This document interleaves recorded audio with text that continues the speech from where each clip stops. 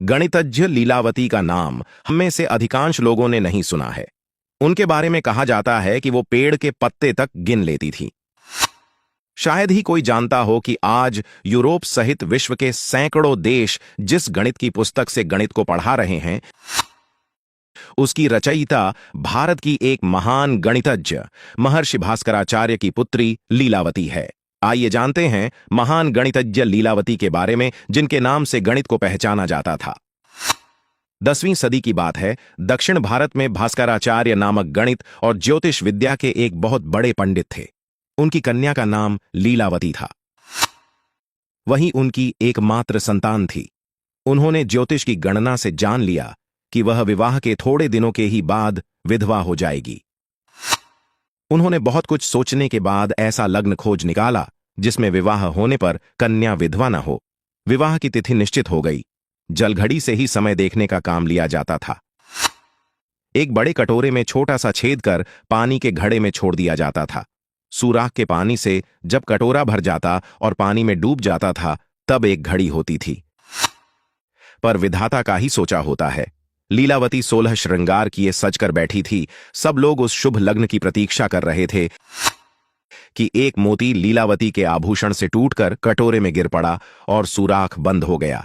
शुभ लग्न बीत गया और किसी को पता तक न चला। विवाह दूसरे लग्न पर ही करना पड़ा। लीलावती विधवा हो गई। पिता और पुत्री के धैर्य का बांध टूट गया। लीलावती अपने पिता के घर में ही रहने लगी। पुत्री का वैधव्य दुख दूर करने के लिए भास्कराचार्य ने उसे गणित पढ़ाना आरंभ किया। उसने भी गणित के अध्ययन में ही शेष जीवन की उपयोगिता समझी।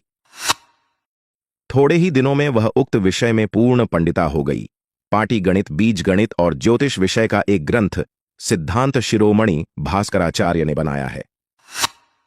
इसमें गणित का अधिकांश भाग लीलावती की रचना है।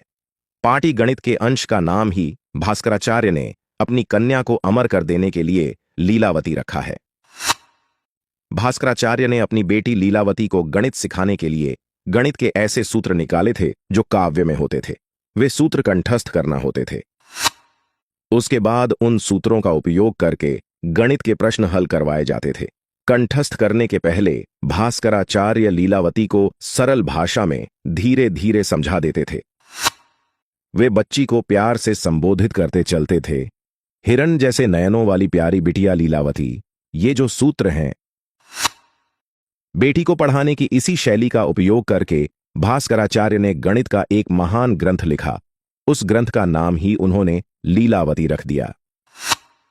आजकल गणित एक शुष्क विषय माना जाता है, पर भास्कराचार्य का ग्रंथ लीलावती गणित को भी आनंद के साथ मनोरंजन, जिज्ञासा आदि का सम्मिश्रण करते हुए कैसे पढ़ाया जा सकता है, इसका नमूना है।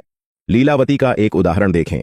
निर्मल कमलों के एक समूह के तृतीयांश, पंचमांश तथा षष्ठमांश से क्रमशः शिव, विष्णु और सूर्य की पूजा की, चतुर्थांश से पार्वती की और शेष 6 कमलों से गुरुचरणों की पूजा की गई। आइए बाले लीलावती, शीघ्र बता कि उस कमल समूह में कुल कितने फूल थे। उत्तर 120 कमल के फूल। वर्ग और घन को समझाते हुए भास्कराचार्य कहते हैं, आइए बाले लीलावती, वर्गाकार क्षेत्र और उसका क्षेत्रफल वर्ग कहलाता है। 2 समान संख्याओं का गुणन भी वर्ग कहलाता है। इसी प्रकार 3 समान संख्याओं का गुणनफल घन है और 12 कोष्ठों और समान भुजाओं वाला ठोस भी घन है। मूल शब्द संस्कृत में पेड़ या पौधे की जड़ के अर्थ में या व्यापक रूप में किसी वस्तु के कारण उद्गम अर्थ में प्रयुक्त होता है। इसीलिए प्राचीन गणित में वर्गमूल का अर्थ था वर्ग का कारण या उद्गम, अर्थात वर्ग एक भुजा। इसी प्रकार घनमूल का अर्थ भी समझा जा सकता है। वर्ग तथा घनमूल निकालने की अनेक विधियां प्रचलित थीं।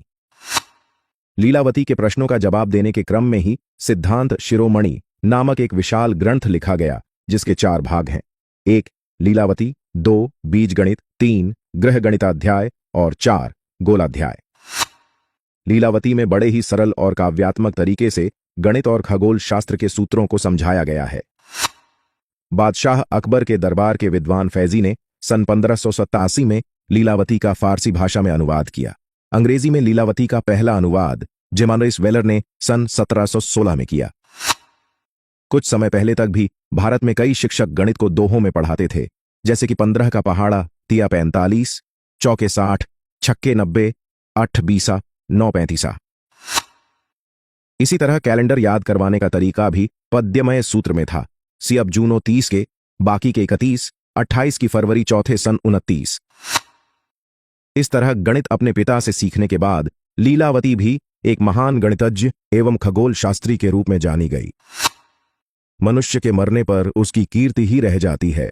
आज गणितज्ञों को गणित के प्रचार और प्रसार के क्षेत्र में लीलावती पुरस्कार से सम्मानित किया जाता है।